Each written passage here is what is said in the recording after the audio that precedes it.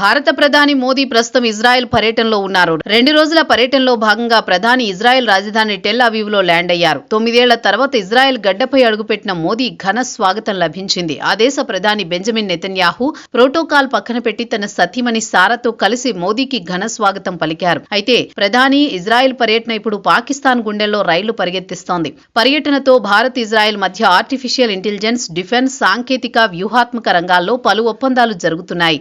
Bharat Israel మైత్రిని hexagon of alliance గా Israel ప్రధాని నెతన్యాహు అభివర్ణిస్తున్నారు. ఇటీవల ఇజ్రాయెల్ పార్లమెంట్లో నెతన్యాహు మాట్లాడుతూ హెక్సాగన్ ఆఫ్ అలయన్స్ పై కీలక వ్యాఖ్యలు చేశారు. మిడిల్ ఈస్ట్ ప్రాంతంలోని దేశాలు కూటమిగా మారాలని అన్నారు. ఇందులో భారత్, అరబ్ దేశాలు, ఆఫ్రికన్ దేశాలు, మెడిటేరియన్ దేశాలు, గ్రీస్, సిప్రస్, అలాగే ఆసియాలోని పలు దేశాలు ఉండాలని అభిప్రాయం తెలిపారు. అయితే ఈ కూటమి గురించి ఇప్పుడు పూర్తిగా వెల్లడి కాదని, సమయం ప్రకారం ఇందుకు సంబంధించిన విషయాలు తాను వెల్లడిస్తానని అన్నారు. మిడిల్ ఈస్ట్ దేశాల్లో క్రమంగా పెరుగుతోన్న తీవ్రవాద శక్తులను ఎదుర్కోవడం, ముఖ్యంగా ఇరాన్ నేతృత్వంలోని షియా, సున్నీ తీవ్రవాదుల గ్రూపుల ప్రభావాన్ని తగ్గించడమే ఈ కూటమి ప్రధాన ఉద్దేశమని నెతన్యాహు పేర్కొన్నారు. అయితే ఈ హెక్సాగన్ ఆఫ్ అలయన్స్ లో భారత్ ను కలపడంపై పాకిస్తాన్ తీవ్రంగా అభ్యంతరం వ్యక్తం చేసింది. ఈ మేరకు పాకిస్తాన్ సెనెట్ దీనికి వ్యతిరేకిస్తూ రెజల్యూషన్ పాస్ చేసింది.